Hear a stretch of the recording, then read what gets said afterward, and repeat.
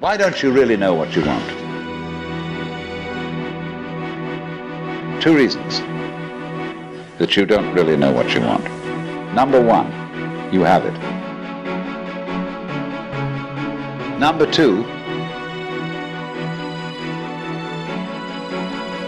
you don't know yourself, because you never can. The Godhead is never an object of its own knowledge.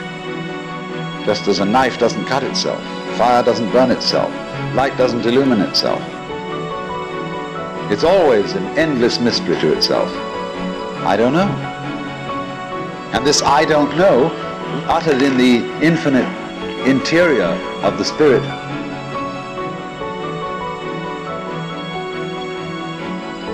this I don't know is the same thing as I love, I let go, I don't try to force or control. It's the same thing as humility.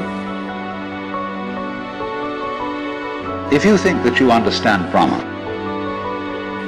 you do not understand, and you have yet to be instructed further. If you know that you do not understand, then you truly understand. For the Brahman is unknown to those who know it, and known to those who know it not.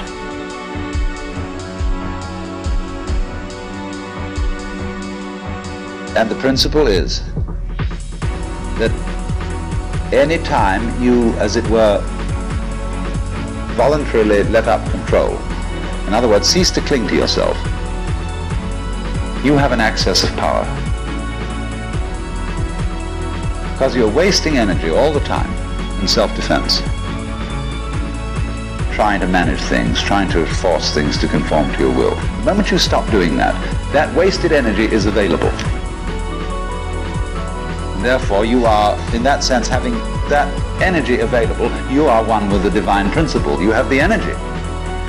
When you're trying, however, to act as if you were God, that is to say, you don't trust anybody and you're the dictator and you have to keep everybody in line, you lose the divine energy. Because what you're doing is simply defending yourself. So then, the principle is, the more you give it away, the more it comes back. Now you say, I don't have the courage to give it away. I'm afraid.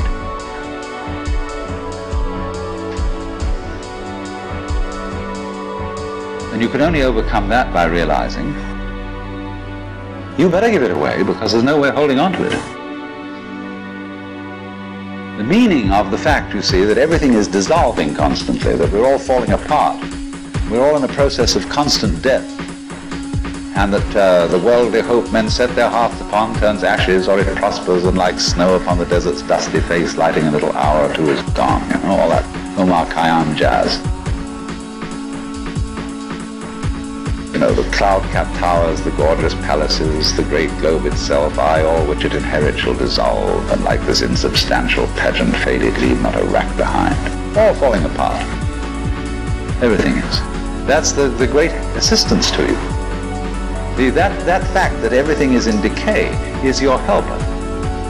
That is allowing you that you don't have to let go because there's nothing to hold on to. It's achieved for you, in other words, by the process of nature. So once you see that you just don't have a prayer, and it's all washed up, and that you will vanish and leave not a rack behind,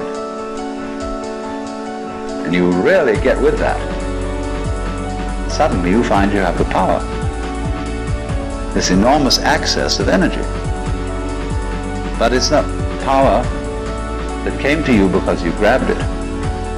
It came in entirely the opposite way. The power that comes to you in the opposite way is power with which you can be trusted.